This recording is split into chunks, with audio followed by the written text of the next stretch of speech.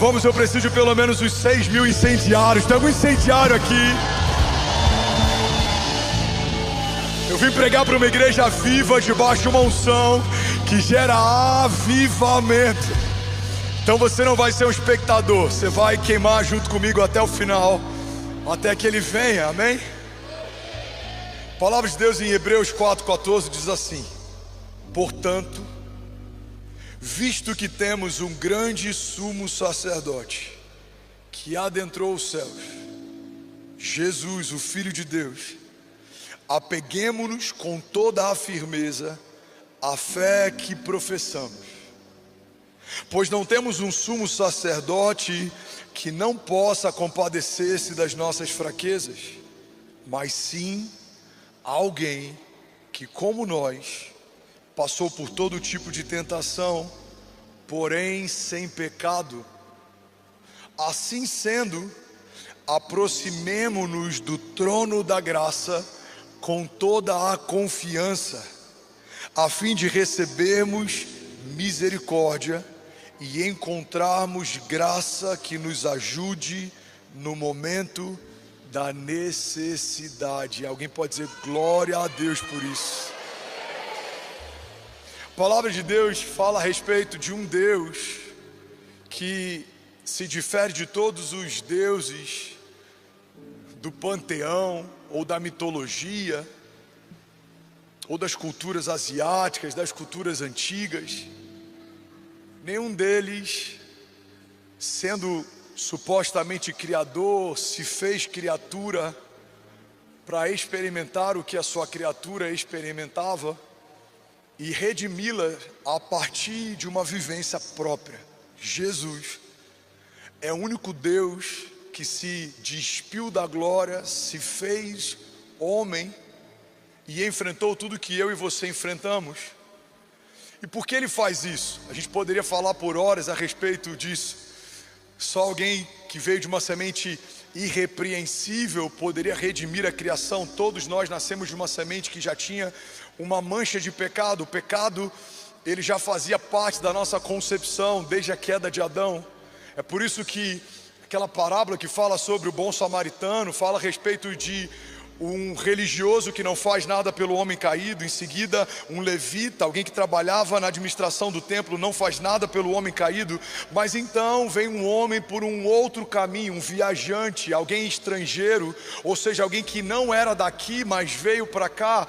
E a Bíblia fala que esse homem, que veio de um caminho distinto, então fez pelo homem caído que a religião não poderia fazer. A parábola do bom samaritano é muito mais do que justiça social ou boas ações. A parábola do bom samaritano fala a respeito de uma salvação que só poderia ter sido liberado por alguém que não necessitava ser salvo, alguém que não necessitava de perdão ou de remissão, alguém que veio de uma semente irrepreensível, incorruptível. Por isso que Jesus é gerado dentro de um ventre virgem, porque não poderia ter sido um ventre visitado pelo sêmen de homem algum. A palavra sêmen, inclusive, ela está ligada à semente, ou seja, uma semente que veio do próprio Deus, enxertado dentro de um ventre nunca antes visitado, gera então o verbo encarnado, o próprio Deus caminhando na terra. E a palavra de Deus diz que esse homem, que também era Deus, viveu o que eu e você vivemos, passou pelo que eu e você passamos, enfrentou as tribulações que eu e você enfrentamos. Ele foi traído, ele foi abandonado, ele foi subjugado, ele foi rejeitado. Então, a partir de toda a vivência de Jesus, ele estabelece uma vitória na cruz do Calvário. Por isso a palavra de Deus diz que precisamos ter, em meio a toda tribulação, bom ânimo, meio a toda confusão, todo o levante, todo ataque das trevas, tem de bom ânimo, porque eu venci o mundo, diz o Senhor. Alguém está comigo? Diga amém. Está dando para acompanhar na velocidade 2? A gente gosta de complementar essa passagem como se Deus precisasse da nossa ajuda para ser quem é e fazer o que faz. A gente costuma dizer: eu venci o mundo e vocês vão vencer também. Mas ele não está ancorando pela vitória do passado uma vitória nossa no futuro. Ele está dizendo: quando eu venci, está consumado. Em outras palavras, tem de bom ânimo, eu venci. Game over. Já está estabelecido, consumado. A tua vitória de amanhã não vai vir pela tua batalha de amanhã, vai vir pela batalha que eu já travei por você há mais de 2000 anos atrás. Eu recebi sobre o meu corpo o teu jugo, eu recebi sobre a minha carne o teu pecado, eu recebi a partir daquele cálice a separação. Eu fui desconectado do meu Pai, da Trindade, porque naquele momento então ele morre não como filho de Deus, mas como pecado de toda a humanidade. Mas ao terceiro dia, o Pai então envia o Espírito que adentra um lugar de morte. Em meio ao Hades, então, a vida que havia morrido volta a viver. E é essa a certeza que temos, é a garantia de que, a despeito de tudo que se levante ao nosso redor, tudo vai terminar bem. Porque a última palavra do meu Deus, mesmo que eu esteja em meio a cenários de morte, quem sabe até sepultado, a palavra de Deus pode fazer um homem voltar a viver. Foi assim com Lázaro, foi assim com o exército no meio de um vale de ossos secos, foi assim com Jesus, e será assim com cada promessa que você enterrou ao longo dos anos. Alguém recebe isso em nome de Jesus? Eu declaro o poder de ressurreição. O próprio Deus que viveu o que você vive, passou pelo que você passa e sabe o que você sente, Ele trará de volta à vida aquilo que parecia estar morto. Eu declaro em nome de Jesus, projetos de Deus, palavras de Deus, promessas de Deus, voltem a viver. Alguém comigo aqui, diga amém. Você pode celebrar Jesus no seu lugar. Aleluia. Aleluia. A palavra de Deus está dizendo, o Deus verdadeiro e fiel se compadece não só porque ama aquilo que fez, mas porque sabe o que vocês sentem, porque sentiu também. Ele ordena que honrem pai e mãe, porque Ele honrou também. Ele ordena que a gente seja submisso, porque Ele se submeteu também. Deem a Roma o que é de Roma, deem a Deus o que é de Deus. Aquela moeda de ouro que vem na boca de um peixe gera um milagre financeiro, não para qualquer tipo de coisa, senão para pagar um imposto. Alguns acreditam que Pedro e Jesus eram o único em maioridade, e por conta disso precisavam pagar o imposto, e por conta disso são os dois citados na confecção desse milagre. Eles estão ali, e aí da boca de um peixe sai uma moeda de ouro, e eles pagam o que precisavam pagar. Então Jesus ele se apresenta como Senhor, mas também como servo. Coloca uma toalha na cintura e lava os pés dos discípulos. Ele se coloca como mestre, mas também como aluno, como de costume ia à sinagoga para aprender, e em algum momento ele se levanta e começa a ensinar. Ele se apresenta como filho, mas a liderança dele também é paternal, porque você tem alguém como João, com a cabeça recostada sobre o seu peito para ouvir as batidas do coração de Jesus. Então ele é alguém que, ao mesmo tempo que se apresenta como filho, também tem uma liderança paternal, e eu boto entre aspas, também em alguns momentos se revela como pai. Ele é alguém que, mesmo sendo livre de qualquer condenação ou mancha de pecado, quando é chamado de bom, ele transfere isso para o Pai. Ele fala, não, bom é o Pai que está nos céus.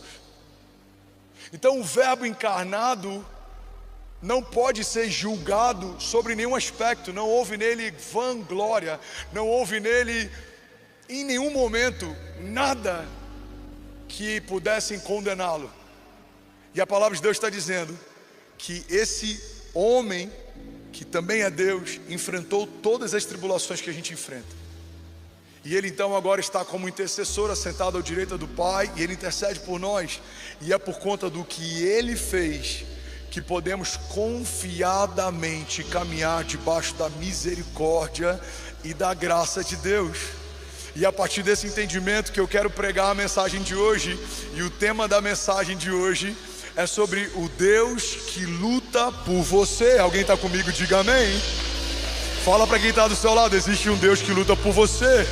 Vamos lá, Goiânia Alphaville, Igreja do Avivamento. Vamos, alguém comigo? Você pode levantar as mãos e declarar, diga: o meu Deus luta por mim. Isso pode parecer simples, mas na verdade isso é muito poderoso. É um conceito até diferente de muitas outras religiões ou do entendimento de muitos outros pseudo-deuses. Porque a religião normalmente coloca no lugar em que você precisa fazer algo para. O Evangelho nos coloca no lugar em que o Filho de Deus já fez algo para. A religião fala, você precisa parar de fumar para se achegar a Deus. O Evangelho fala, vem do jeito que você está e deixa que eu limpo você. A religião fala, você precisa parar de beber para se apresentar. O Evangelho fala, vinde a mim, todos vós que estáis cansados e sobrecarregados, e eu vos aliviarei. A religião fala, você tem que fazer algo, porque o fazer na religião carrega um poder de justiça própria. Quando eu faço, eu me justifico. Então eu preciso fazer. Tem muitas religiões pautadas em benfeitorias, caridade. A caridade me ajuda na evolução, a caridade me ajuda na santificação. A caridade, não. Não há nada que você faça que justifique o quão ruim você é sem Ele. Não é pelas minhas obras de justiça que eu me torno justo, mas é porque aquele que era justo se tornou pecado, que eu fui feito justiça de Deus.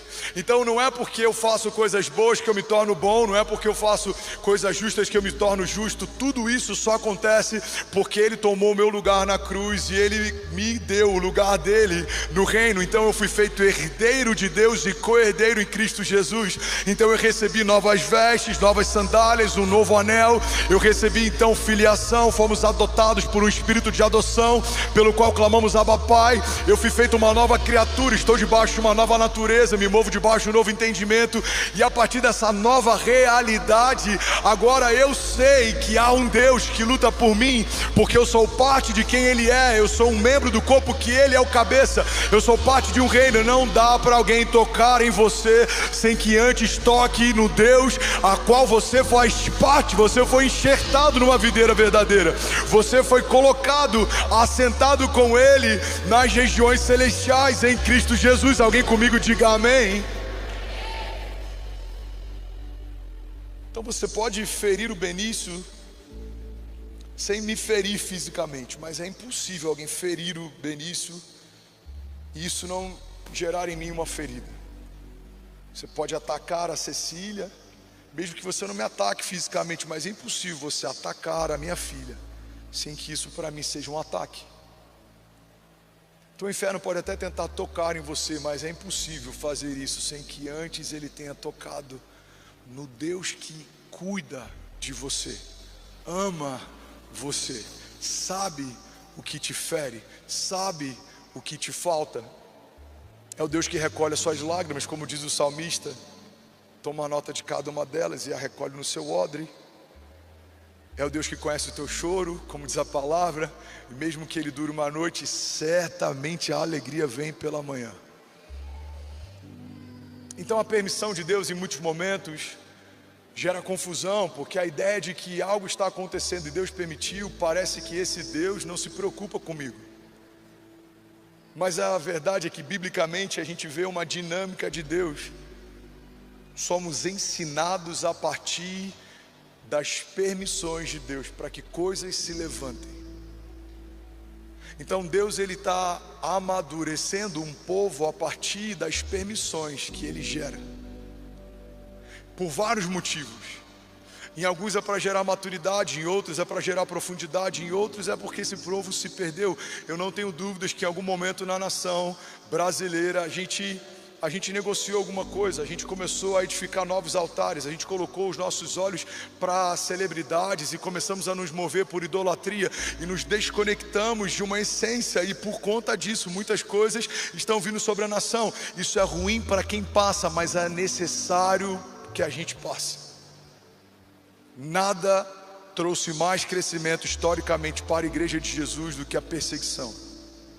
Nada fortaleceu mais a igreja de Jesus do que os levantes. A igreja primitiva enfrentou coisas que em nada parecem com o que a gente enfrenta. Porque hoje a gente tem meia dúzia de haters, a gente tem comentários maldosos, a gente tem talvez um viés político, a gente tem um desafio dentro de algumas universidades federais, a gente tem toda essa questão, mas isso é muito pouco diante de algo que os primeiros passaram.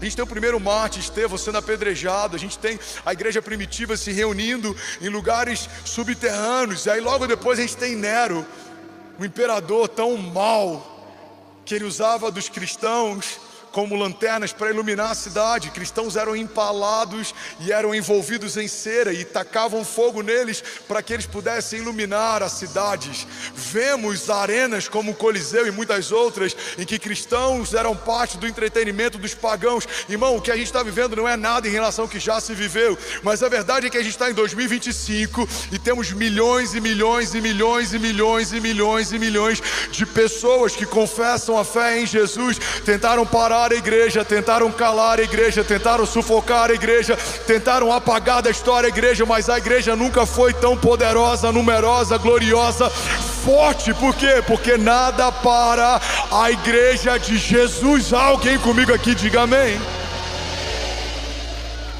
Por que nada para? Porque Deus luta por você. Não são as suas forças, não são as suas estratégias, é a misericórdia do Senhor que nos mantém de pé. Me ajuda a pregar, pega a mão de alguém, aperta e fala: é a misericórdia de Deus que te mantém de pé, irmão. Fala com autoridade: é a misericórdia de Deus que te mantém de pé. Tiago 1:2 diz: meus irmãos, considerem motivo de grande alegria o fato de passarem por diversas provações, pois vocês sabem que a prova da sua fé produz perseverança, e a perseverança deve ter ação completa, a fim de que vocês sejam maduros e íntegros, sem lhes faltar coisa alguma. Alguém está comigo? Diga amém. Aqui ele fala sobre qual é o propósito, ele cria um nexo causal, ele fala qual é a consequência. Aqui ele fala o porquê que Deus permite, para que Deus permite e o que ele espera. Se em algum momento a gente estiver mal por conta das coisas que estão acontecendo, a gente precisa ir para esse lugar. Por que Deus permite diversas provações? Para que eu tenha perseverança. Mas por que eu preciso de perseverança? Para que a fé tenha ação completa. E o que isso vai gerar em mim? Isso vai gerar em mim maturidade. Ele quer que eu seja íntegro e maduro. Para quê? Para que não me falte coisa alguma. Não é agradável, não é bom enquanto se passa, mas é necessário que se passe. Não é agradável, não é fofinho enquanto se vive, mas é necessário que se viva.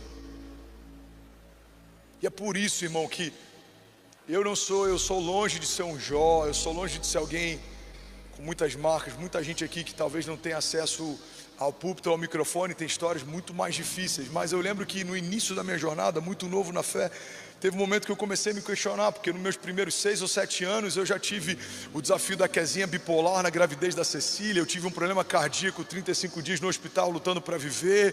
A gente passou por humilhação, despejo, a gente passou por tribulações, falta, vergonha.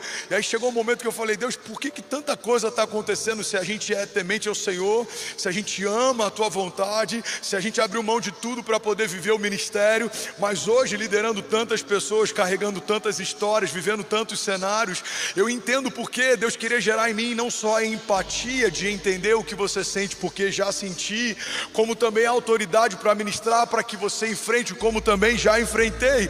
Agora, o que eu vivi até aqui, me trouxe até aqui. Deus vai permitir coisas novas sobre cada um de nós, para que tenhamos um novo nível de maturidade, autoridade e fé, porque se Deus quer confiar a você nações, você precisa carregar as marcas de um rei, de um um príncipe, Deus te deu governo, precisa caminhar como alguém que governa.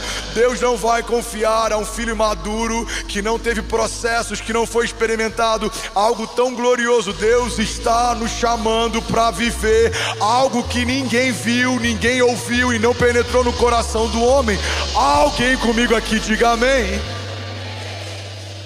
E aí nesse processo eu sou ensinado a confiar em Deus. E como que aprendemos a confiar mais nele?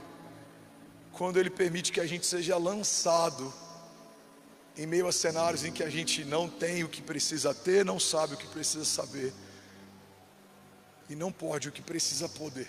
Quando você está nesse lugar de insuficiência, irmão, pega isso aqui. Alguém está recebendo algo de Deus nessa manhã? Eu sinto que a gente está debaixo de um ensino profético aqui, amém? Quando você está nesse lugar de insuficiência, você está diante de uma oportunidade extraordinária de viver total dependência, porque quando o que eu posso, tenho ou sei é insuficiente, eu recorro a quem tem, pode e sabe todas as coisas. Daniel é fiel ao Senhor e, como consequência da fidelidade dele, é lançado na cova dos leões. Irmão, a gente está com uma fé tão rasa nos dias de hoje.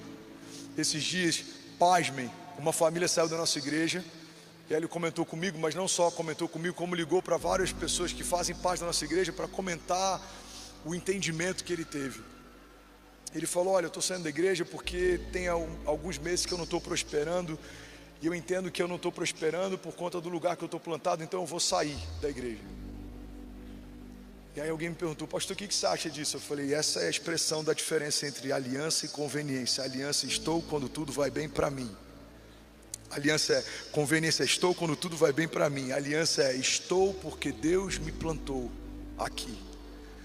A gente tem uma fé rasa muitas vezes, a ponto de achar que se me entregaram para os leões, Deus me abandonou. Se estou vivendo um naufrágio, Deus me abandonou. Se a serpente picou a minha mão, Deus me abandonou.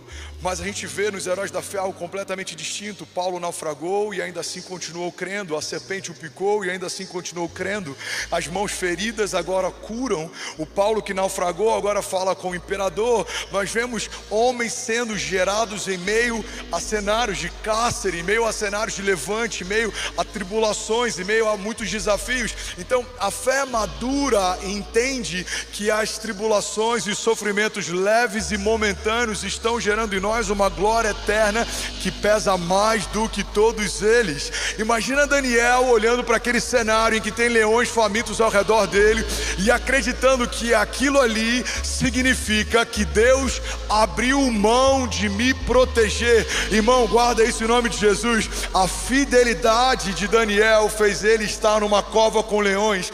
A fidelidade de José fez ele estar vendido e escravizado em meio a cárceres. A fidelidade de Paulo fez ele estar em meio a cadeias, naufrágios e perseguições.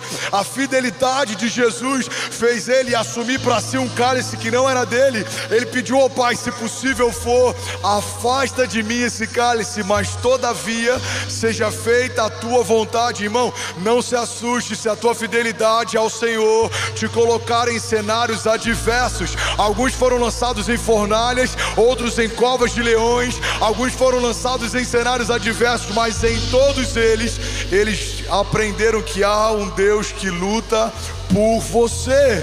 Daniel viu leões jejuarem na presença dele. Os homens que lançaram numa fornalha viram 4 homens dançando com eles no meio do fogo. Paulo viu uma serpente se tornar testemunho, e os homens que crucificaram Jesus falavam entre si: certamente ele era quem dizia ser. O sol se recusou a brilhar, era dia e se tornou noite. As pedras se partiram, homens ressuscitaram e voltaram para suas casas. Então, em meio a todo aquele caos, quando a terra chora a morte do seu Criador, a criação percebe: de fato, crucificamos o Filho de Deus, ele era quem dizia ser. Você pode pegar o primeiro dia da morte de Jesus e tratar isso como sendo o final da história. Irmão, olha para mim. Você pode entrar num caminho como os homens de Emaús, ou como os discípulos que voltaram a fazer o que faziam antes do encontro com o Mestre. Você pode ser como aqueles que no segundo dia, em meio a silêncio, acharam que o projeto havia sido abortado, ou que talvez eles estavam esperando pelo homem errado. Ou você pode permanecer até o terceiro dia e receber a notícia de que, a despeito de tudo o que estava acontecendo, Deus enviou resposta, e da morte a promessa voltou a viver. Você tem noção que em Atos 2 a Bíblia fala que estavam todos reunidos em um lugar, até que veio sobre eles revestimento de poder, o Espírito foi derramado sobre a igreja, eles foram empoderados. Mas a Bíblia fala sobre algo que acontece entre Atos 2 e a espera. Jesus, ele volta dos mortos, ele diz para eles: olha, eu tenho que ir, porque se eu não for, o Pai não virá sobre você, o Espírito não virá sobre vocês, é necessário. Mas permaneçam. Olha para mim, irmão, permaneçam até que venha sobre vós o revestimento de poder. Irmão, Jesus lembra algo que o profeta Joel já havia falado. O próprio Jesus, ele fala: fiquem, não saiam, fiquem, aguardem. Você sabe o que acontece entre essa palavra de Jesus e Atos 2? Centenas foram embora, porque não quiseram esperar. Aí vem Atos 2. Estavam reunidos em um só lugar. Quem estavam? Aqueles que esperaram até que se cumprisse a promessa de Deus. Quem são aqueles que não estavam? Aqueles que não conseguiram esperar a promessa se cumprir. Tem muita gente que desanima, porque esse ato entre a promessa e o cumprimento dela parece abandono. Essa janela temporal entre o dia que Deus te prometeu e o dia que Ele cumpriu a promessa que te fez, parece demora. A gente vê Abraão, pai da fé, se rendendo a isso. Irmão, eu e você, a gente vai tropeçar nisso. Heróis da fé tropeçaram nisso, o pai da fé tropeçou nisso. Deus fala que Ele vai ser pai, e aí Ele tenta dar um jeito para que a promessa se cumpra, e Ele gera um filho. Mas esse filho é tratado pelos céus como filho da precipitação, a tal ponto que quando Deus pede que ele entregue o filho, ele fala assim: Abraão, pega o teu único filho, aquele a quem você ama. Imagina Abraão olhando e falando: Senhor, mas eu tenho dois. Os céus estão dizendo: não, Abraão, você tem dois para a terra, mas para os céus você só tem um, porque os céus só consideram aquilo que começa por Ele. Se não começa em Deus, para os céus não é levado em consideração. A terra fez um filho na precipitação, mas os céus te entregou um único filho como promessa. Então pega o teu único filho, aquele quem Deus te deu e a quem você ama, e entrega. Irmão, alguém está comigo? Diga amém. Quantas vezes a gente acha que foi abandonado, porque nesse caminho entre a promessa e o cumprimento dela, a nossa fé que espera foi reprovada. Eu lembro que eu preguei um tempo atrás aqui sobre 3 tipos de fé, ou 3 características da fé: a fé que espera, a fé que entrega, a fé que confia. A fé que espera talvez seja a manifestação mais simples de fé, talvez a mais rasa de fé. Alguém que entrou aqui pela primeira vez talvez não conheça nada da Bíblia.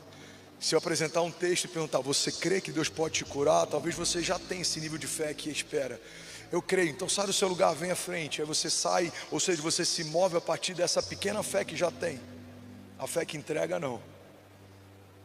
A fé que entrega não dá para a gente exercê-la no nível raso de fé, porque você tem que crer tanto no caráter de Deus a ponto de se mover a partir do que crê. Eu creio no caráter do Deus que me pede algo, mas tem algo melhor para me recompensar. A palavra de Deus diz: entrega os teus caminhos ao Senhor, confia nele, o mais Ele fará. Eu entrego os meus filhos ao Senhor, eu entrego a minha vida ao Senhor, eu entrego os meus planos ao Senhor, eu entrego a minha agenda ao Senhor. Essa é uma fé que entrega. Alguém está comigo? Diga amém. E a fé que confia? A fé que confia, ela é testada no meio da tribulação. Você agora não só espera, não só entrega, você já entregou, Mas agora você precisa confiar que no meio de toda essa loucura, Deus continua lutando por você. Deus sabe do que você precisa, Deus sabe o que você tem passado, Deus sabe o que você enfrenta. Você precisa confiar no caráter de Deus. Tem uma frase, se eu não me engano, do Bill Johnson. Ele fala que não é só sobre sabermos que Deus existe, o inferno também sabe, mas é sobre confiarmos no caráter que Ele tem. Existe uma diferença muito grande, Lagoinha, em nós sabemos que Deus existe. Eu sei que Deus existe, mas existe um abismo entre eu saber que Ele existe e eu confiar no caráter que Ele tem.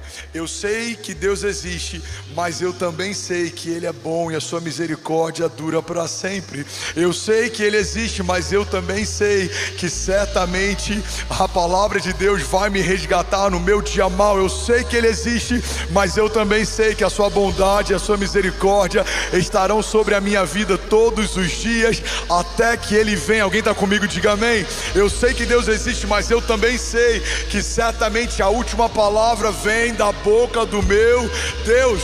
Entender que Ele luta por você é sair do lugar em que sabemos que Ele existe e acessarmos um lugar em que confiamos no seu caráter.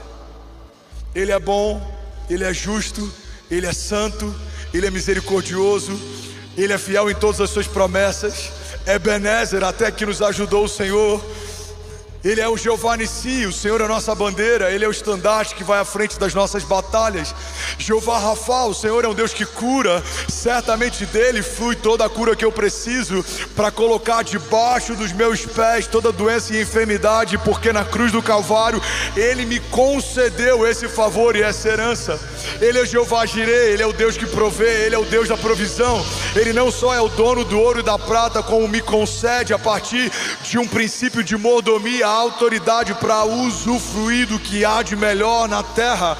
Ele é pai e eu fui estabelecido como filho. A partir de um espírito de adoção recebi herança e eu posso pedir, e a palavra de Deus diz que Ele me dará, se eu pedir, nações da terra e os confins dela como a sua propriedade. Há alguém comigo aqui? Mas no dia da luta, a primeira coisa que é testada é o quanto de fato cremos no Deus que dizemos conhecer. Irmão, guarda isso em nome de Jesus. Tudo o que dizemos crer a respeito de Deus é testado no dia da nossa aprovação. Você está comigo? O que você diz pensar a respeito de Deus pode ser alegoria, pode ser emoção, mas isso é testado no dia da aprovação. É no dia do sepultamento de um filho, é no dia do sepultamento de um parente, é no dia de uma notícia ruim, é no dia de um diagnóstico contrário, é no dia da falência, ou de uma falta, ou de uma perseguição, ou de uma dor. É nesse dia, nesse lugar, que vai ser extraído o melhor ou o pior de nós. Para quê, pastor? Para que tenhamos uma fé madura, sem que nos falte nada. Não é bom, não é agradável, não é fofinho, mas é necessário, porque para o lugar que Deus quer nos levar, é necessário que a gente já tenha passado em alguns lugares junto com Ele. O salmista diz: mesmo que eu ande por um vale de sombras e morte, mal nenhum eu temerei, porque tu, Senhor, estás comigo. O salmo que começa num vale de sombras e morte termina numa mesa preparada pelo Senhor na presença dos inimigos. E há uma dupla honra, como um óleo fresco derramado sobre a cabeça, e há um transbordar com cálice que está além de uma medida natural. Tudo que Deus faz vai além da medida que você teria para receber. Deus te prometeu algo, se você for fiel, Ele vai te dar além do que prometeu. Deus te confiou algo, se você for fiel, Ele vai derramar além do que prometeu, porque a medida de Deus é o exagero. A terra são como estrados para os seus pés. Alguém recebendo de Deus, diga amém. Então esse é um dos maiores desafios da nossa jornada de fé, se manter estável em meio a uma jornada instável. Homens são instáveis, líderes são instáveis, Promessas de homens são instáveis, governos humanos são instáveis, a economia é instável, o clima é instável, a nossa saúde natural é instável, relações são instáveis. Nossa jornada de fé é conseguir permanecer estável a despeito das instabilidades. Eu já falei sobre isso aqui. Bill Johnson pede a esposa dele, ele vai pregar no domingo seguinte, todo o conselho se reúne e tenta convencê-lo a não fazer. Ele fala: eu vou fazer. Você acabou de ter uma perda, você está num momento delicado. Bill, não prega, eu vou pregar. E aí ele sobe no púlpito e ele faz algo que para mim é Eles têm um termo, milestone, é uma pedra fundamental, é algo que para mim ficou firmado como um balizador. Esse é um bom termo, é um balizador. Bill Johnson sobe e ele fala: haverá um tempo em que não teremos que enfrentar a dor, nem o luto, nem o choro, nem a perda. E nesse momento eu estarei adorando ao meu Deus na glória. Mas eu não posso abrir mão da única oportunidade de adorá-lo em meio à dor e ao meu choro e ao meu luto. Eu não vou perder essa oportunidade de honrá-lo. Então eu quero pregar hoje, talvez no momento mais difícil da minha história. O que esse homem de Deus está dizendo? Que haverá um tempo em que o luto não vai existir. Então a minha adoração vai ser diferente de um momento em que temos na terra, enquanto conseguimos adorá-lo, mesmo enlutados, mesmo em meio a crises, mesmo em meio a faltas, mesmo em meio a dor, mesmo em meio a perseguições, mesmo em meio a fragilidades. A gente está fragilizado, mas ainda assim decidimos adorá-lo e servi-lo e honrá-lo e derramar tudo aos seus pés e colocar as coroas aos pés dele. Por quê? Porque na terra temos uma oportunidade que nos céus não nos será dada. Lá estaremos completamente supridos, guardados, não haverá tentação, o tentador já terá sido vencido, não haverá falta, toda falta já terá sido suprida, não haverá dor, toda dor haverá sido preenchida, não haverá lágrima, toda lágrima já haverá sido enxugada. Então estamos num período único da nossa jornada de fé, estamos na terra, somos homens comuns e podemos entregar a Ele o melhor no meio da nossa fragilidade. Por isso a tua entrega nos dias de hoje é tão poderosa. Ela vai gerar em você salvação ou condenação, ela vai gerar em você galardão ou ausência deles. Irmão, não podemos nos distrair, porque a gente está vivendo algo que vai ecoar na eternidade. Os frutos das suas escolhas hoje definem o teu lugar na eternidade. Alguém está comigo? Diga amém. Precisamos ter uma fé crescente. O que é uma fé crescente? Alguém consegue ouvir mais 10 minutos dessa palavra? O que é uma fé crescente? É uma fé que na estação nova carrega uma medida diferente da estação anterior. Quando eu caminho debaixo de uma fé crescente, até o tipo de tentação e desafio que eu enfrento é diferente dos desafios que eu enfrentei na estação anterior. Irmão, olha para mim. Se o mesmo pecado que você luta é o pecado de 10 anos atrás, significa que você ainda não rompeu, você está no mesmo lugar. Você ainda está com essa história. Pastor, eu tinha problema com pornografia. Passou. Agora você vai ter um novo problema. Qual que é o problema? Eu estou prosperando demais e a minha carne me chama o tempo inteiro para não ser generoso. Ou então Deus está me usando demais e o tempo inteiro eu tenho que lutar para que eu não me envaideça. Deus me fez poderoso na terra e eu tenho lutado para que eu entenda que tudo isso tem um propósito para Ele, não só para os meus deleites. Você precisa estar lutando uma batalha nova, você precisa estar enfrentando novos gigantes, porque se são os mesmos, significa que você está como o exército de Israel estava. A Bíblia fala que Davi chega e há um gigante que há tempos está ali afrontando o exército. Davi, então ele chega, é um cenário diferente, ele não estava acostumado com o grito daquele gigante. Ele olha e ele fala: quem é esse homem sem aliança? Quem é esse incircunciso filisteu que está confrontando o exército do Deus vivo? Alguém precisa parar com isso. O que a gente aprende nessa história é que se a gente não afronta de imediato os gigantes que nos afrontam, a gente pode começar a domesticá-los. O som do grito deles não nos incomoda mais. A pornografia incomoda no início, mas agora eu domestiquei, não incomoda tanto. Esse gigante me incomodava no início, mas agora eu domestiquei, não incomoda tanto. Não, irmão, precisamos viver de glória em glória. Isso significa que estaremos de batalha em batalha. O que você enfrenta hoje é diferente do que você enfrentava ontem, porque você está vivendo um tempo novo. Deus está fazendo coisas novas. Alguém comigo diga amém. Como líder, eu enfrento calúnias hoje que não enfrentava um ano atrás, 6 meses atrás, que milhões de amigos meus na mesma posição, líderes espirituais de uma comunidade de fé, não enfrentam. Por quê? Porque hoje o tamanho que Deus, pela misericórdia, tem permitido ocupar, e a abrangência e o alcance, gera desdobramentos que em outros momentos não geraria. Ninguém quer atacar algo que não tem um resultado quando se ataca. Então eu preciso entender que a calúnia de hoje não é porque Deus hoje me abandona, é porque Deus me colocou num lugar que, como consequência, eu enfrento coisas que antes não enfrentava. O Davi pastor lida com desafios que o rei Davi não lida mais. O Saulo, que persegue a igreja, lida com coisas que agora o apóstolo Paulo não lida mais.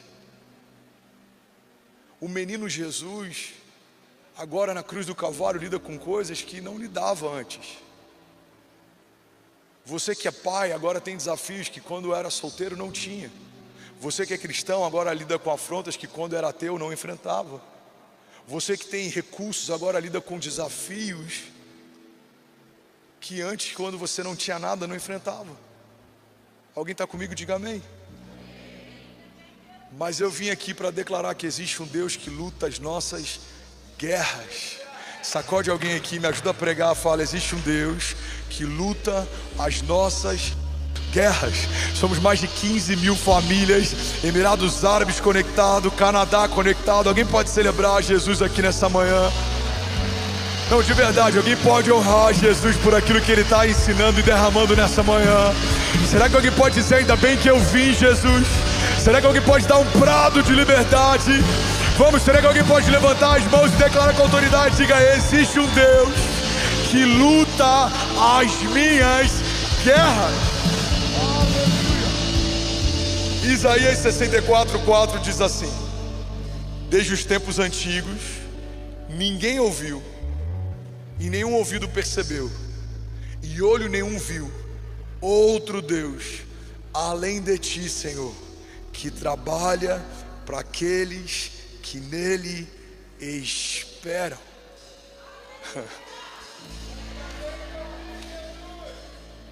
Nunca houve, nunca haverá, não há relatos na história, não há conhecimento no passado de outro Deus além do nosso que trabalha para aqueles que nele confiam. Deus está dizendo: a tua parte é confiar, a minha parte é fazer o que você não conseguiria fazer. Deus está dizendo para a criação: filho, faz o fácil, deixa que o impossível eu faço. Porque o que é mais fácil? Crer que um pedaço de madeira tocando um pouco de água pode fazer o mar se abrir, ou abrir o mar para o povo passar. O que é o fácil? Crer que todos os dias dos céus haverá um pão que supre a fome, ou fazer pão descer do céu? O que é mais fácil? Procurar no meio da multidão quem tem algum tipo de alimento para ser usado como matéria-prima de um milagre, ou multiplicar 5 pães e 2 peixinhos para que uma multidão coma e os cestos voltem cheios de pão para casa? O que é mais fácil? Chamar um pescador como Pedro e pedir que ele lance um anzol, ou fazer da boca daquele peixe sair uma moeda de ouro? O que é mais fácil, irmão? Lançar sobre Jesus o nosso fardo, ou redimir toda a criação e livrá-la da condenação eterna. Deus está dizendo: faz o fácil, filho. Deixa que o impossível eu faça. A tua parte é crer e a minha parte é fazer algo a partir do que você creu. A tua parte é confiar e a minha parte é mover céus e terras a partir da confiança que você depositou em mim. A palavra de Deus diz que feliz é o homem que teme ao Senhor, será bem sucedido em tudo que faz. A palavra de Deus diz que aqueles que confiam no Senhor, eles correm e não se cansam. Lamentações 3:26 diz: bom é ter esperança e aguardar em silêncio a salvação que vem do Senhor. Bom é ter esperança e aguardar em silêncio a salvação que vem do Senhor. Ministre isso para a tua alma. Feche teus olhos e declara isso. Diga: bom é ter esperança e aguardar em silêncio a salvação que vem do Senhor. Em que nós temos crido e em quem esperamos. Enquanto a nossa esperança estiver firmada em algo volúvel, nos frustraremos. Mas a partir do momento que a nossa esperança está firmada em algo involúvel, invariável, imutável, inquebrável, invencível, a nossa alma prospera, a nossa alma floresce. A Bíblia diz que a esperança tardia adoece o coração, mas quando ela se cumpre, formoseia todo o rosto. Tem muita gente cansada porque está esperando no lugar errado. Talvez você aguarda até pela promessa certa, mas você ancorou a promessa no lugar errado. Você acha que quando alguém te notar no ministério, o teu chamado vai florescer. Você acha que quando o momento do Brasil for favorável, a tua casa vai prosperar. Você acha que quando fizerem isso por você, aquilo que você aguarda vai acontecer. Não, não, não. Você está esperando a coisa certa no lugar errado. Quando o Senhor quiser, Ele vai fazer independente do que me cerca. Quando o Senhor estender as mãos, Ele vai cumprir o que prometeu, porque Ele é fiel em todas as suas promessas. Os dias podem ser maus, mas o meu Deus é bom. Os dias podem ser confusos, mas Ele é um maravilhoso conselheiro. Nele não há confusão, nele não há mentira, nele não há variabilidade. Ele é imutável, Ele é o mesmo ontem, hoje, para sempre. Alguém comigo aqui, diga amém. Aleluia. E eu finalizo, irmão, profetizando e trazendo um entendimento sobre você a respeito de uma identidade que temos como povo de Deus. Fomos em Jesus destinados a reinar. E é por isso que todo homem posicionado gera tanto incômodo, porque a tua posição gera denúncia. Irmão, olha para mim, pega isso em nome de Jesus. Existe uma história na Bíblia que todos já ouvimos milhares de vezes pregações a respeito dela. Fala sobre uma mulher que pega um bom perfume, um perfume caro, e lava os pés de Jesus com esse perfume. Alguém está comigo? Essa mulher paga um preço. Essa mulher usa de recurso. Essa mulher investe algo, porque ela entende que o valor do que ela faz excede o valor que ela está gastando. Alguém está comigo? Mas a Bíblia diz que enquanto ela faz isso, religiosos, hipócritas, contestam o valor que ela investe. Alguns pensam: se essa mulher tivesse dado o recurso desse perfume aos pobres, na verdade nenhum deles teria dado aos pobres. Mas todo hipócrita tem um discurso politicamente correto para contestar a tua entrega, porque a tua medida de entrega denuncia a falta de entrega deles. Jesus, sabendo o que eles pensam naquele momento, diz: vocês contestam a entrega dela, mas desde que eu cheguei não me beijaram com ósculo santo. Vocês contestam a entrega dela, mas desde que eu entrei na sala vocês não me honraram. Irmão, guarda isso aqui em nome de Jesus. A entrega daquela mulher denuncia a falta de entrega naquela sala. Você foi chamado para reinar, e a partir do momento que você reina, você denuncia todo mundo que não reina. Você foi chamado para prosperar, e a partir do momento que você prospera, você é uma denúncia para todo mundo que não prospera. Você foi chamado para viver em contentamento, e a partir do momento que você está contente, você é uma denúncia para todo mundo que vive descontente. Você foi chamado para caminhar debaixo de um reino inabalável, a partir do momento que você está firmado, você é uma denúncia para todo mundo que está completamente instável.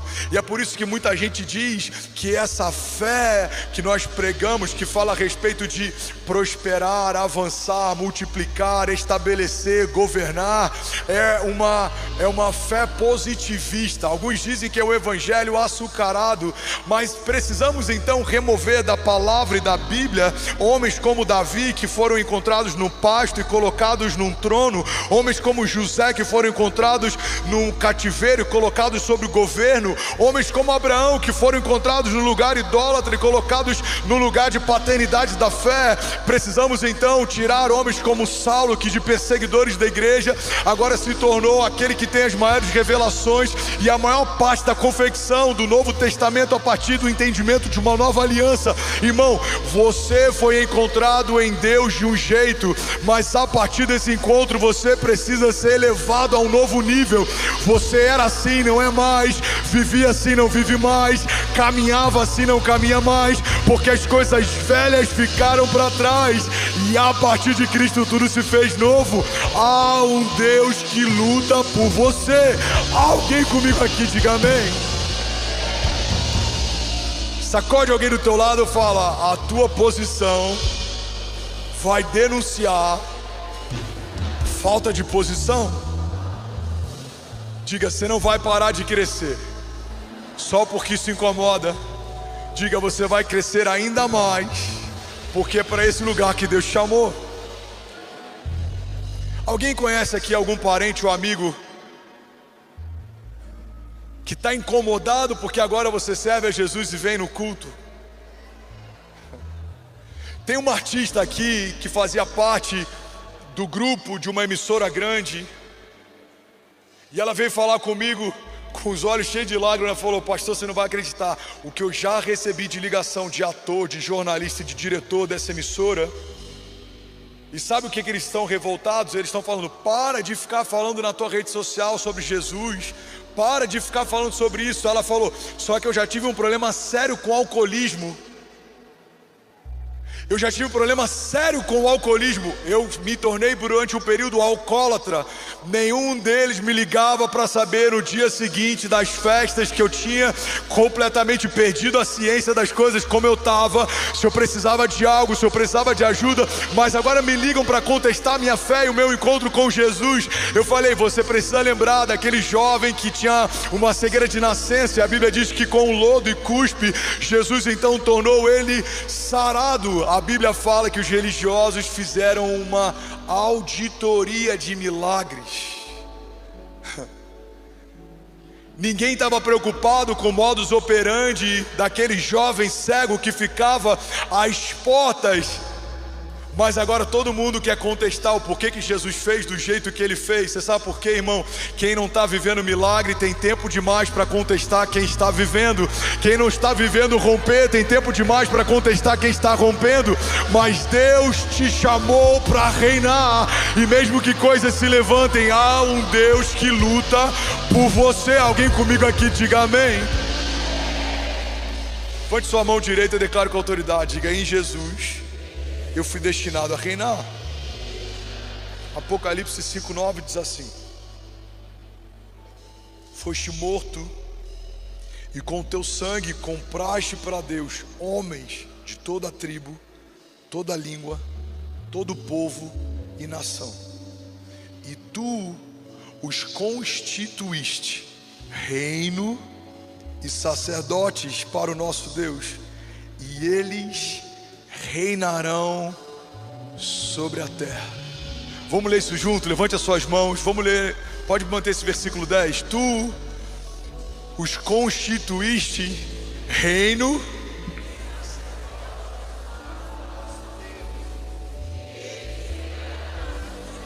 Não, você vai falar com mais autoridade. E eles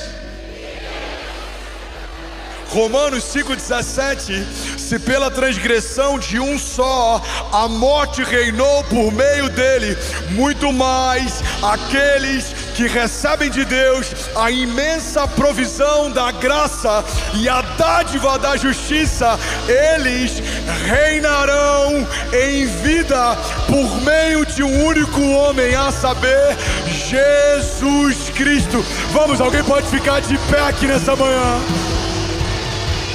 Será que alguém pode dar um brado de liberdade nessa manhã? Aleluia!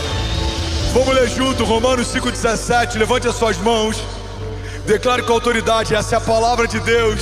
Você não está lendo uma bula de remédio, você está lendo a palavra da fé, que libera o cativo, que cura o enfermo. Levante as suas mãos, declare comigo, diga: se pela transgressão de um só a morte reinou, vamos, por meio dele, muito mais aqueles que recebem de Deus a imensa provisão da graça e a dádiva da justiça, reinarão em vida por meio de um único homem, Jesus Cristo.